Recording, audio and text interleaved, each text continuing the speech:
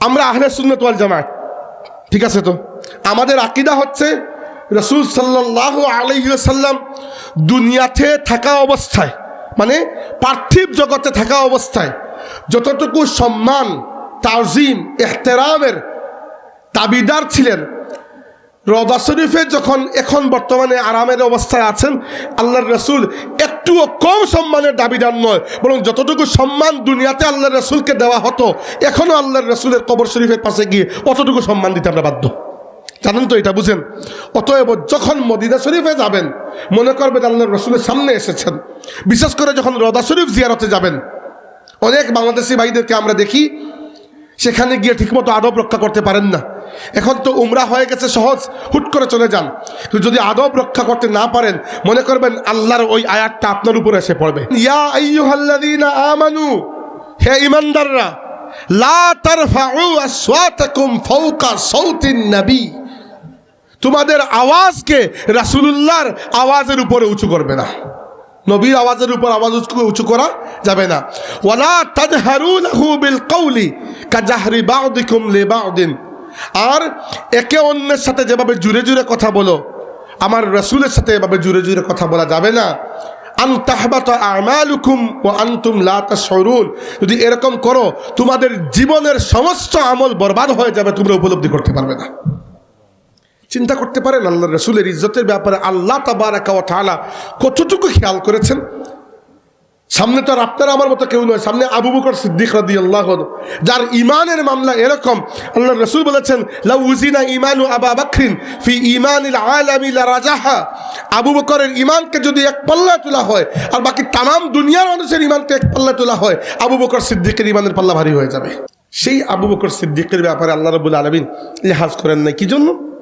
এখানে আল্লাহর রাসূলের বিষয়, যেহেতু আল্লাহর রাসূলের বিষয় চলে আসছে, আল্লাহ রাব্বুল আলামিন রায় দিয়ে দিয়েছেন। ওইখানে গিয়ে জুড়ে জুড়ে চিৎকার করা, ওইখানে গিয়ে ঝগড়াঝাটি করা, ওইখানে গিয়ে মানুষের সাথে দুর্ব্যবহার করা সবাই করেন না, কিছু কিছু মানুষকে দেখি। কিন্তু সতর্ক করতে হবে, আপনার ঈমান বরবাদ হয়ে যাবে ওইখানে গিয়ে কথা বললে জুড়ে। এজন্য মদিনা শরীফে যখন যাবেন, মনে রাখবেন আল্লাহর রাসূলের হিসাব তো বহু উপরে। সাধারণ একজন মদিনার মানুষের ইজ্জত হচ্ছে এইরকম। রাসূল সাল্লাল্লাহু আলাইহি ওয়াসাল্লাম বলেছেন, মান আরাদা আহলাল মাদিনাতা বিসুইন আযাবাহুল্লাহু কামা ইয়াযুবুল মিলহু ফিল মা, যে ব্যক্তি মদিনার কোনো মানুষের সাথে খারাপ আচরণ করার ইচ্ছা করে, খারাপ আচরণ করা লাগবে না, মান আরাদা, যে ইরাদা করে, ইচ্ছা করে যে মদিনার মানুষের সাথে খারাপ আচরণ করব, আযাবাহুল্লাহু কামা ইয়াযুবুল মিলহু ফিল মা, যেভাবে লবণ পানিতে পড়লে গলে যায়, আল্লাহ ওই ব্যক্তিকে জাহান্নামে এইভাবে গলিয়ে দেবেন। মদিনা শরীফে যাওয়ার পরে চিৎকার চেঁচামেচি করা, বিশৃঙ্খলা করা, ঝগড়া করা, অতিরিক্ত পর্যায়ে উত্তেজিত হয়ে যাওয়া, এই সব বিষয় আল্লাহ রাসূল বলেছেন, আল মাদিনাতু হারামুন মিনাল আইরি ইলা সৌর, মদিনা আইর পাহাড় থেকে সৌর পাহাড় পর্যন্ত এইটুকু জায়গা হচ্ছে হারাম শরীফ। রাসূল সাল্লাল্লাহু আলাইহি ওয়াসাল্লাম নিজে এটাকে হারাম শরীফ ঘোষণা করেছেন।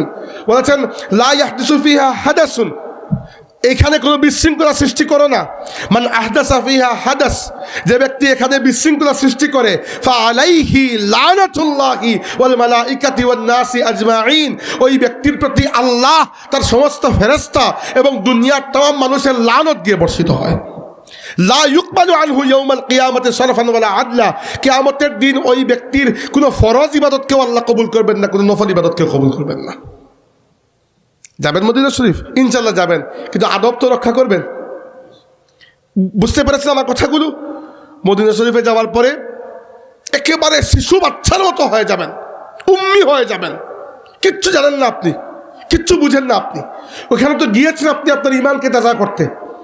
ইন্নাল ঈমান লা ইয়ারিজু ইলাল মাদিনাতি কামা তারিজুল হাইয়াতু ইলা জুহরিহা, আল্লাহর রাসূল বলেছেন, ঈমান এমনভাবে মদিনায় এসে আশ্রয় নেবে যেভাবে সাপ তার গুহার মধ্যে কুণ্ডুলি পাখি আশ্রয় নেয়, এইভাবে ঈমান মদিনায় আশ্রয় নেয়।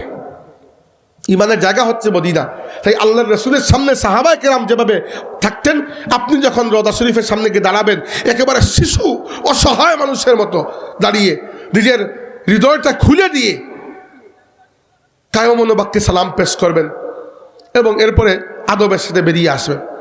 ইদানিং দেখা যায় অনেক মানুষ যান, আল্লাহ জানে কতজন আদব রক্ষা করেন, কিন্তু আমার কথাগুলো যদি আপনার মনে ধরে, মনে হয় আমি কোনো দলিল ভিত্তিক কথা বলেছি, আল্লাহর বাস্তে আপনার ইমানের জন্য, আমার জন্য নয়, আপনি মদিনা শরীফ যাওয়ার পরে শিশু বাচ্চা যেভাবে হয়ে যায় ওইভাবে আপনি আদব রক্ষা করবেন। কোনো ধরনের হেডম ওখানে গিয়ে দেখানো যাবে না, আপনার সব ইমান বরবাদ হয়ে যাবে।